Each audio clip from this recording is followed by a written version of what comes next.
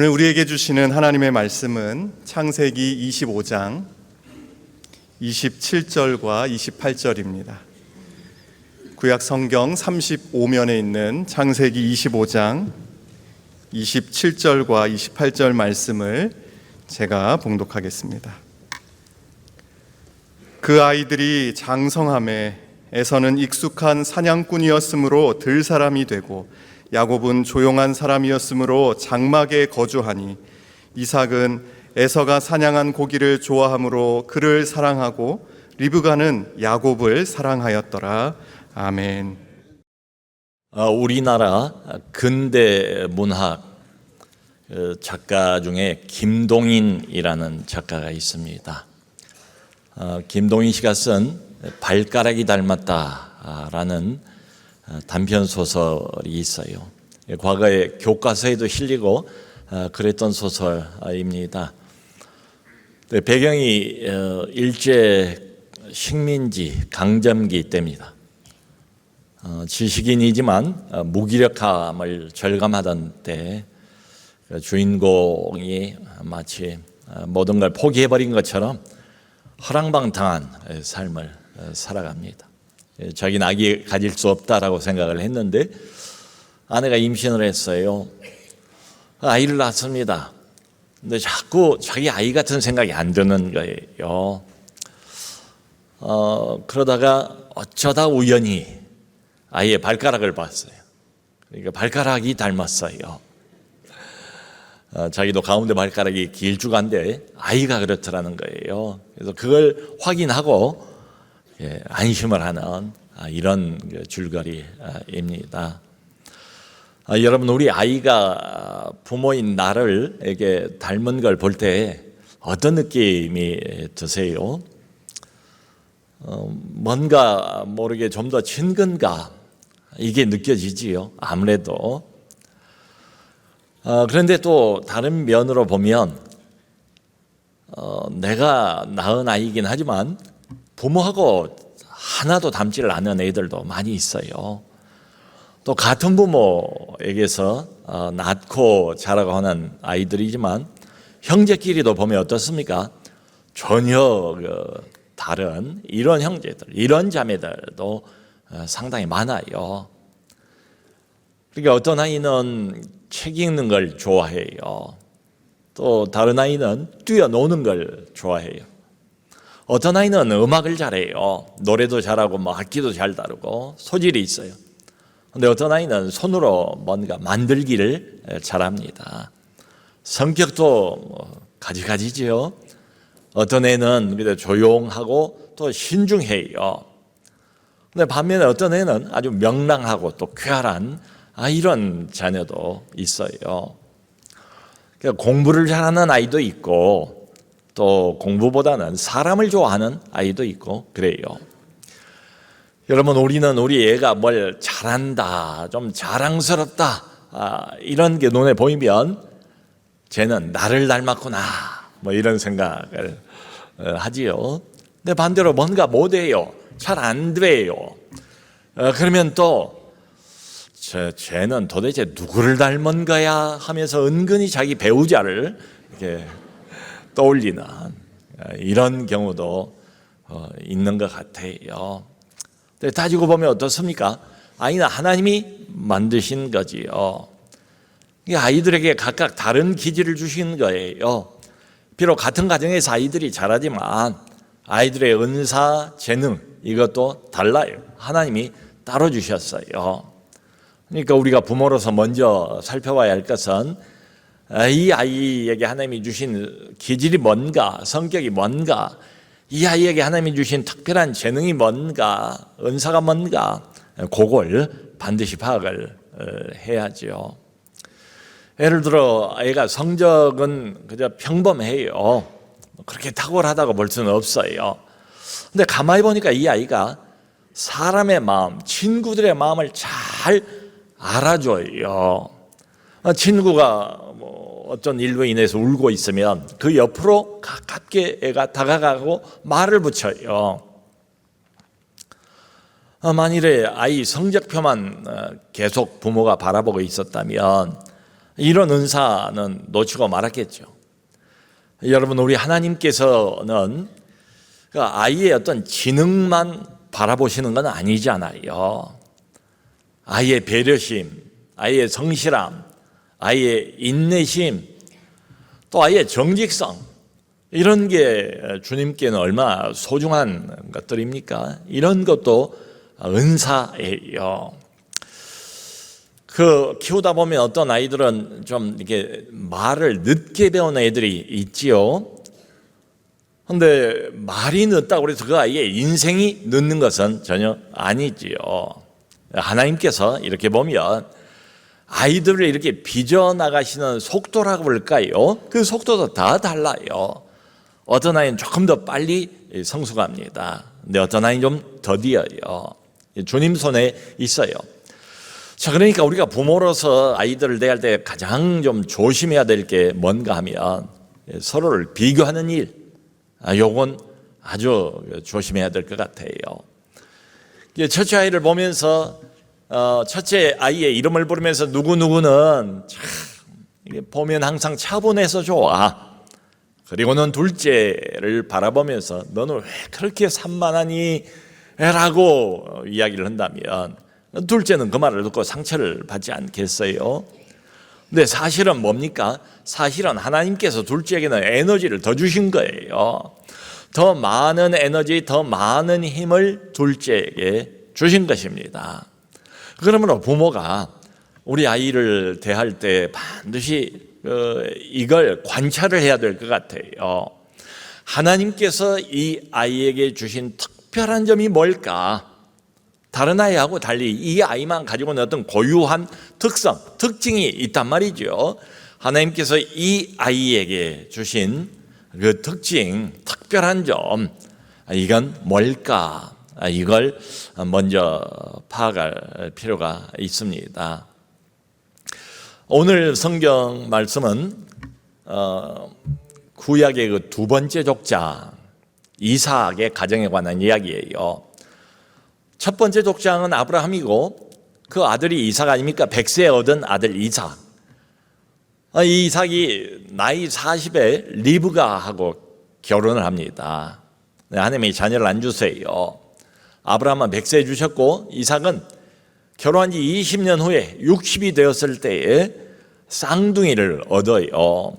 이게 말하는 것은 결국 은혜의 계보, 언약의 계보, 하나님의 어떤 영적인 족보, 영적인 가문의 흐름은 하나님이 이어가신다, 이런 의미가 있지요.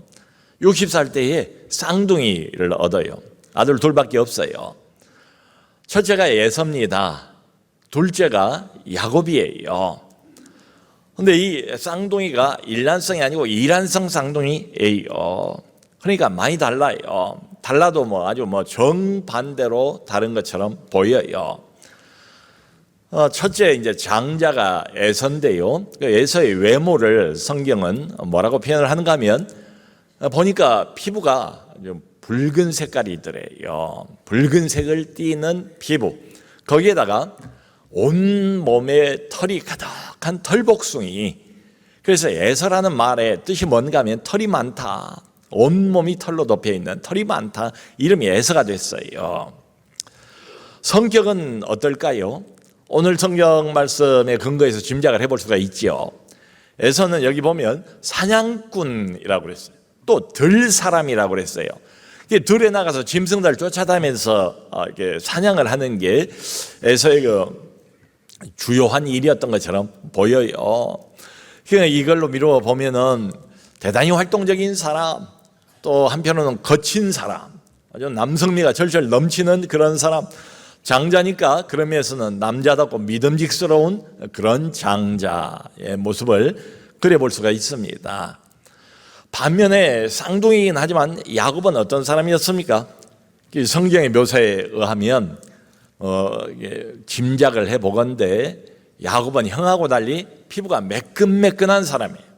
형과 달리 털이 없어요. 매끈매끈해요. 성격은 여기 오늘 성경에 의하면 조용한 사람이래요. 조용한 사람. 막 활동적이거나 시끄럽거나 이런 사람이 아니고 조용한 사람. 이 말은 가정 중심의 사람이다, 가정적인 사람이다, 이런 말도 돼요. 야곱은 반면에 생각할 줄 아는 사람이었고, 성경을 보면 뭔가를 계획할 줄 아는 사람이 야곱이었습니다. 그런데 야곱이 하는 그 생각이 다 믿음을 따라서 하는 생각은 아니었어요. 종종 계산기를 두들긴 사람, 지극히 이기적인 사람, 인간적인 사람, 그 사람이 바로 야곱이었습니다. 그런데 성경에 의하면 하나님께서는 첫째 아들인 에서가 아니라 둘째 아들인 야곱을 언약의 계보를 잇는 사람으로 정하셨어요. 야곱을 말이죠. 그런데 지금 이 상태로는 안 돼요. 성경을 보면 이제 이후에 길게 하나님께서 야곱을 하나님의 사람으로 만들기 위한 영적인 훈련을 많이 하세요. 오랜 시간에 걸쳐서 야곱을 훈련시키는 이런 장면이 나와요. 성경을 보면 오늘 본문 그걸 잘 보여주고 있습니다. 이 과정에 아주 결정적인 문제점 하나가 있어요. 그게 뭔가 하면은 부모가 자식인데 자식이 둘밖에 없어요. 둘인데 이 둘을 편애를 하는 거예요. 아버지인 이삭은 장자인 에서를 좋아했고, 또 어머니 리브가는 그 차자인 동생인 야곱을 사랑했다라고 나와 있어요. 거기다가 이제 한 걸음 더 나가서 리브가는 이걸 기억하고 있습니다. 오래전에 이 두 쌍둥이를 임신을 했을 때에 두 아이가 너무도 심하게 다투는 거예요. 아이가 복중에 있을 때 발로 차기도 하고 그러지 않습니까? 두 아이가 들어있으니까 그게 좀 더 심할 수 있죠. 근데 이게 아무리 생각해도 좀 지나치다 싶을 정도로 둘이 마치 다투는 것처럼, 싸우는 것처럼 그런 느낌을 갖는 거예요, 리브가가. 하나님께 이게 무슨 일인가 물어봤어요. 오늘 보면 앞에 자세하게 나와 있습니다. 그럴 때 하나님이 이렇게 응답을 하시는 겁니다. 두 민족이 너의 태 속에 있다. 그리고 이 두 민족이 장차 서로 나뉘게 될 것이다 하면서 아주 중요한 말씀을 한 가지를 더 하세요. 결국은 큰 자가 어린 자를 섬기게 될 것이다. 그러니까 육신적인 질서를 따르면 에서가 장자고 장자의 권한을 가지고 있는데 그게 아니래. 하나님은 오히려 큰 자가 어린 자를 섬기게 될 것이다. 어머니인 리브가는 그 약속의 말씀을 기억하고 있어요. 그런데 문제는 뭔가 하면 리브가가 하나님의 약속의 말씀을 인간적인 방식으로, 자기 방식으로 이루려고 애를 쓰는 거예요. 남편의 눈도 속여요. 그래서 결국은 억지로 장자권을 야곱이 뺏어갔도록 그렇게 어머니가 도와줘요. 그런 장면이 뒤에 쭉 나오지 않습니까? 참 이러다 보니까 결국 결론이 어떻게 되는가 하면 가정이 분열 상태입니다. 갈라졌다고요. 나뉘었어요. 많지도 않은 가족 중에 아빠 편 따로, 엄마 편 따로, 형 편 따로, 동생 편 따로 이렇게 둘로 갈라지고 말았어요. 여러분, 우리 첫째 아이가 예를 들어서 공부를 잘한다고 해봐요. 그러면 부모가 자기도 모르게 첫째 아이를 보면서는 자꾸 웃어요. 그리고는 첫째 아이를 인정하는 말, 칭찬하는 말을 많이 합니다. 그리고 첫째 아이에 대한 기대감도 감추지를 않아요. 그러면서 둘째 아이를 보고 너도 형처럼 좀 해봐, 너도 언니처럼 좀 해봐, 이런 말을 한다면 둘째는 마음에 큰 상처가 되지 않겠어요? 아마 그렇게 생각을 할 겁니다. 이 집안에서 우리 부모님들의 사랑을 받으려면, 인정을 받으려면 결국은 성적표구나, 공부를 잘해야 하는 수밖에 없구나, 그렇게 생각을 할 거예요. 여러분, 부모들이 참 하고 싶은 일이 있었는데 못하는 경우가 얼마나 많습니까? 이 부모가 젊었을 때에 의사가 되는 게 꿈이었다고 해봐요. 근데 그 꿈을 결국 못 이뤘어요. 그러니까 자식을 낳았는데 자식을 보고 계속 하는 말이 뭔가 하면 너는 꼭 의사가 되라. 너는 의사가 되라. 의사가 되라. 귀에 못이 박히도록 의사가 되라는 이야기를 계속 부모가 합니다. 정말로 이 아이의 적성이 뭔가, 이 아이가 무엇을 잘하고 있는가, 그건 고려하지를 않아요. 여러분, 그렇다면 이게 과연 사랑일까요? 사랑이라고 할 수는 없지 않을까? 부모가 이루지 못한 미완성의 꿈을 자식에게, 자녀에게 강요하는 것은 아닌가? 우리는 우리 자녀를 사랑한다고 하지만 사실은 자신의 기대를 사랑하는 건 아닌가? 우리는 우리 자녀를 위한다고 말은 하지만 사실은 자기의 자존심을 위하는 것은 혹시 아닌가? 좀 점검해 볼 필요도 있어요. 이따가 4부 예배 때 오늘 유아 세례식이 있어요. 이제 유아 세례를 받을 부모님들 신앙의 근거에서 유아 세례를 주니까요. 몇 주 동안 훈련을 받습니다. 그리고 오늘 유아 세례 받기 전에 몇 가지 이제 중요한 질문을 제가 드려요. 근데 그 질문을 모아보면 딱 한 가지예요. 뭔가 하면 이 아이를 부모인 나의 소유가 아니라 하나님의 자녀로 키우시겠습니까? 그 질문이에요. 물론 내가 내 배 아파서 낳은 내 아이이지요. 그럼에도 불구하고 정말 중요한 질문은 뭔가 하면은 하나님이 주신 아이로 생각하고 하나님의 소유로 생각하고 이 아이를 나의 소유, 부모의 소유, 엄마의 소유, 아빠의 소유가 아니라 하나님의 소유, 전능하신 하나님의 소유로 생각하고 하나님의 자녀로 키우겠습니까? 이 질문이에요. 요즘에 그 TV를 보면 무슨 상담 프로그램이 참 많잖아요.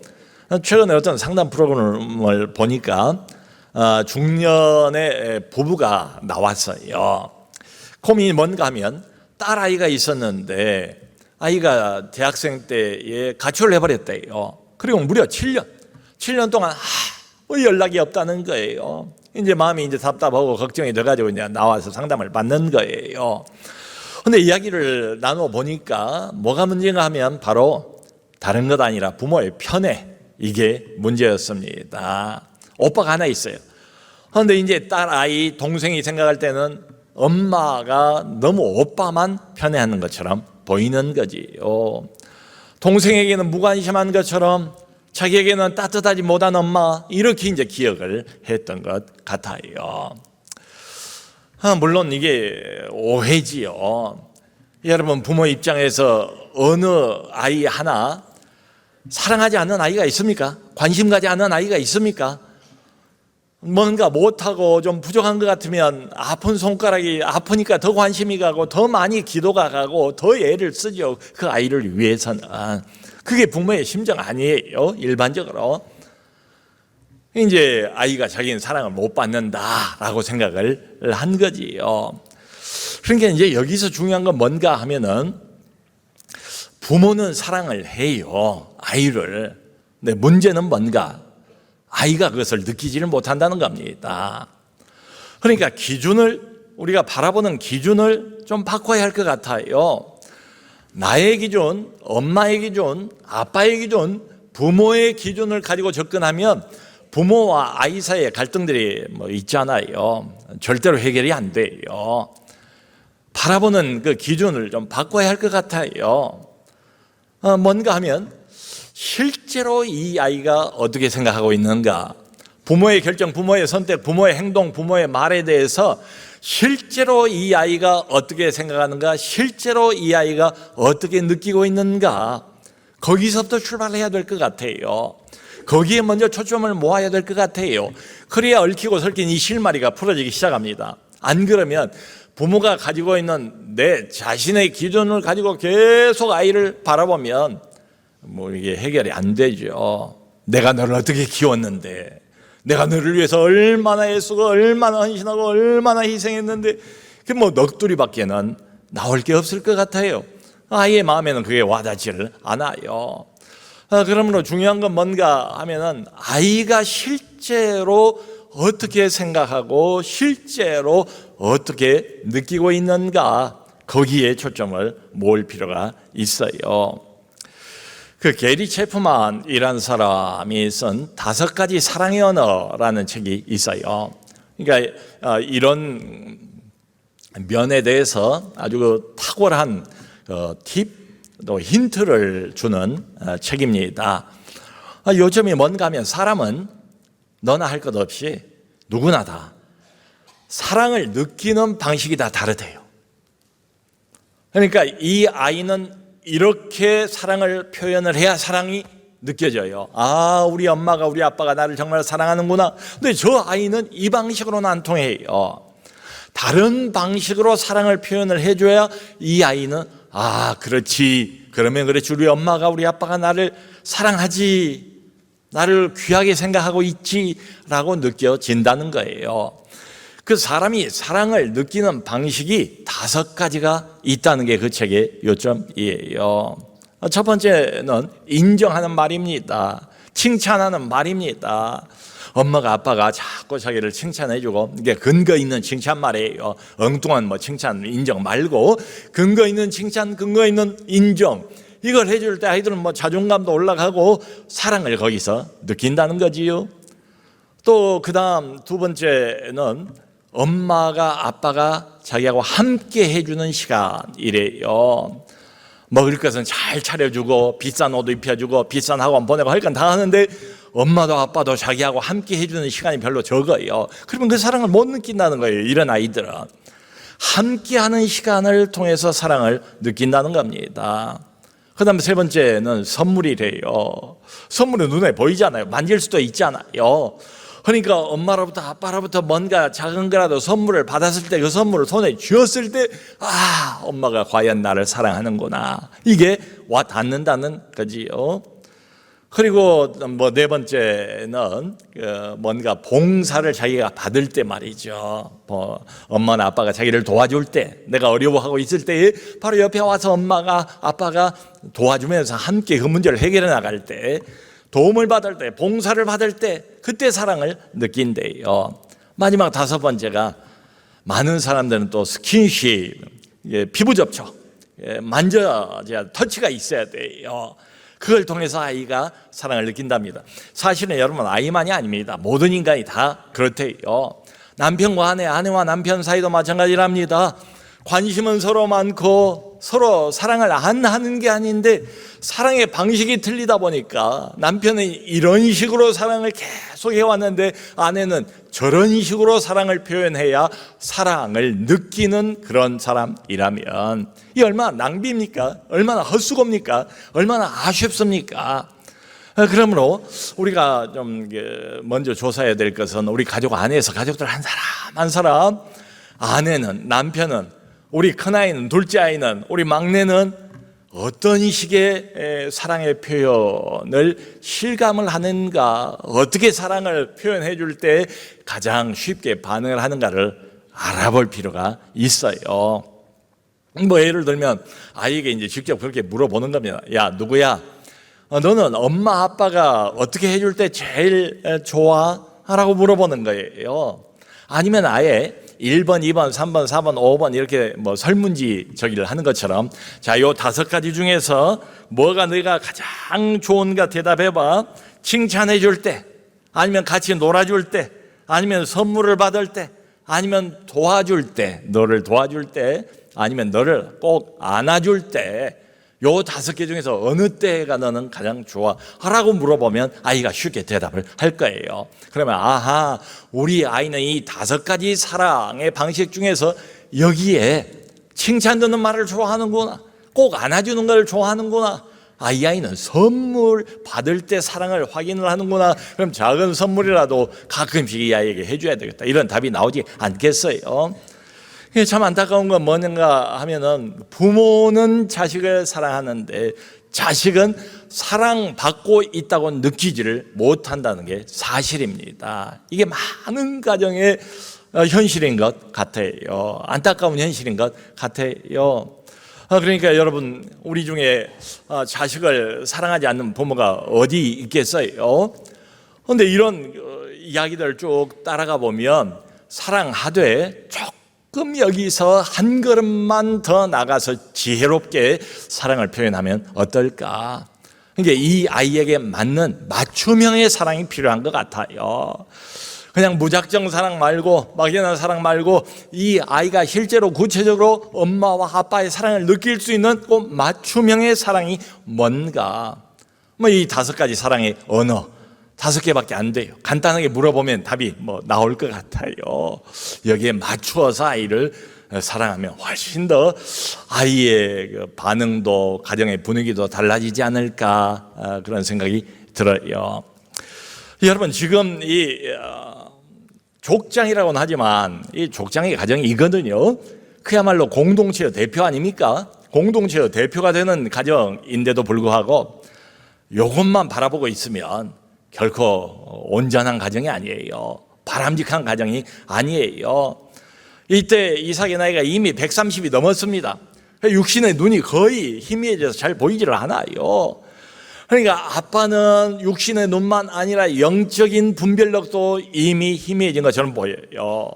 엄마는 하나님의 약속의 말씀을 기억은 했지만 그걸 인간적인 방식으로 이루려고 애를 쓰고 있어요. 형은 장자이긴 하지만 하나님이 주신 그 장자의 권한, 하나님이 주신 그 귀한 축복을 너무도 가볍게 여기고 경솔하게 반응을 보여요. 동생인 야곱은 하나님의 장자 권한이 귀한 걸 알아서 그것을 탐을 낸 나머지 아버지를 속이고 형을 속이고 그걸 억지로 뺏는 이런 가정이에요. 여러분 그런데 중요한 것은 그 다음입니다. 성경을 쭉 보면 하나님께서 이 가정을 버리지를 않으세요. 조금만 더 가면 어떻게 돼버릴 것처럼 보이지 않습니까? 근데 하나님께서 이 가정을 붙드세요. 하나님께서 이 가정을 보호하세요. 하나님께서 이 가정을 포기하지 않으세요. 그리고는 결국 보면 창세기 이제 뒤에 쭉 이어진 이야기가 야곱에 관한 이야기가 많이 나오거든요. 하나님이 야곱을 만지세요. 야곱의 인생을 만지세요. 야곱의 마음을 만지세요. 야곱을 다루세요. 고난과 어려움과 여러 다양한 종류의 문제들을 통과시키면서 하나님의 사람으로, 믿음의 사람으로 결국은 하나님께서 만들어 가세요. 지금 여기 부모님들을 보세요. 영적인 면이 그렇게 탁월해 보이지는 않잖아요. 결국은 이 야곱이라는 하나님이 정하신 이 사람을 누가 만들어 가는가 하면 하나님 자신이 야곱을 믿음의 사람으로 만들어 가세요. 하나님을 의지하는 사람으로 만들어 가세요. 하나님을 붙드는 사람으로 만들어 가세요. 야곱의 이름 자체가 뒤꿈치를 붙잡고 나왔다는 뜻 아닙니까? 그러니까 나보다 앞서가는 사람을 붙잡고 끌어내리고 내가 앞장서는 그 사람이 야곱이었어요. 그런데 많은 영적인 훈련을 받고 난 뒤에는 야곱 스스로가 하나님을 붙드는 사람, 하나님만을 붙드는 사람으로 바꾸어지게 돼요. 여러분 우리가 부모라고는 하지만 완벽한 부모가 어디 있어요? 나는 아무것도 실수한 게 없다라고 말할 수 있는 이런 부모가 어디 있겠어요? 지금도 예전도 그렇지만 지금도 여전히 실수투성 아닙니까? 여러 가지 인간적인 약점을 부모이긴 하지만 가지고 있는 게 우리들이잖아요. 근데 그게 끝이 아니에요. 성경을 보면 거기서 멈추지 말아야 돼요. 내가 부모로서 인간적인 약점을 여전히 가지고 있고 이것도 실수하고 저것도 실수를 많이 했어요. 아이들 키우면서도 선택을 잘못했어요. 결정적인 실수도 했어요. 어쩌면 실패라고 말할 수 있을지도 모르겠어요. 그럼에도 불구하고 가만히 보면 가정이 잘 세워져요. 가만히 보면 아이 하나하나가 잘 자라가요. 여러분 이게 어떻게 된 일일까요? 부모인 내가 지혜로워서 그럴까요? 아니면 어떤 다른 이유가 있을까요? 그건 나 때문이 아닙니다. 부모 때문이 아닙니다. 우리 하나님께서 은혜로 이 가정을 붙드신 거죠. 우리 하나님께서 크신 은혜의 손으로 우리 아이들을 하나하나를 다 붙드시는 거지요. 여러분 우리가 아이들을 이렇게 키워온 그 세월들 뒤돌아보면 금방 이 결론이 나오지 않아요? 우리는 키우면서 본의 아니게 잘 해보려고 했지만 실수도 많이 했고 심지어는 아주 결정적인 실패를 한 것처럼 보이는 때도 있었어요. 근데 뒤돌아보면 어떻습니까? 결론은 부모인 나의 어떤 이 실수보다 부모인 나의 어떤 이 실패보다도 하나님의 은혜가 더 크다. 하나님의 은혜가 더 크다. 비교할 수 없을 정도로 나는 실수했지만 우리 하나님은 실수하는 법이 없어요. 나는 실패했지만 우리 하나님은 우리 아이를 다루는 데 있어서 결코 실패하는 법이 없어요. 나의 실수보다도 하나님의 은혜가 훨씬 더 크다.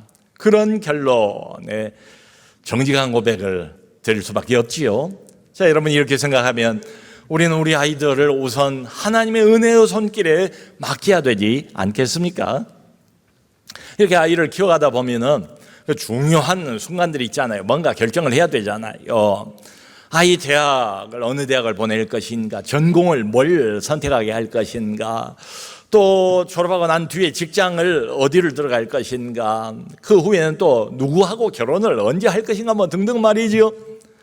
근데 이 모든 중요한 어떤 그 과정마다의 부모의 기준이 너무 많이 깊숙이 늘 들어가 있으면 좋을 건 없다. 많은 아이들이 어려서부터 부모의 요구에, 부모의 기준에 시달리는 것 같아요.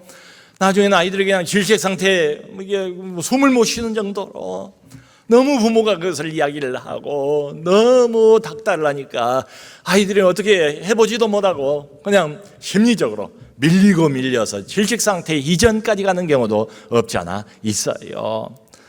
여러분 오늘 이렇게 이 가정을 보면서 이 가정의 마지막 결론을 보면 우리도 믿음의 가정을 다 하나님께서 허락해 주셨잖아요. 아이들을 믿음으로 키우라고 말씀을 하시잖아요. 우리도 이 아이들을 하나님의 사람, 믿음의 사람으로 키우기 위해서 말씀도 전달을 하고 또 늘 기도하지 않습니까? 그러니까 내가 가지고 있는 어떤 기준, 부모로서의 내가 가진 기준을 내려놓을 때 어쩌면 그때 비로소 아이들은 하나님의 방식으로 살아날지 몰라요. 부모가 갖고 있는 이 기준을 과감하게 내려놓고 하나님께 이 아이를 맡길 때 하나님의 믿음으로 이 아이를 의탁할 때에 그때 아이는 비로소 하나님의 방식으로 제 갈 길을 가게 될지도 몰라요. 사랑하는 성도 여러분, 하나님은 야곱을 포기하지 않습니다. 하나님은 마찬가지로 우리 아이를 포기하는 법이 없어요. 때로는 너무도 애를 먹이고 너무도 속을 썩이는 경우에는 그냥 아이를 포기하고 싶은 생각이 들 수도 있어요. 잠깐이지만 부모가 그런 마음이 들 수도 있지 않습니까? 너무 힘드니까. 근데 그런 때를 할지라도 이걸 기억합시다.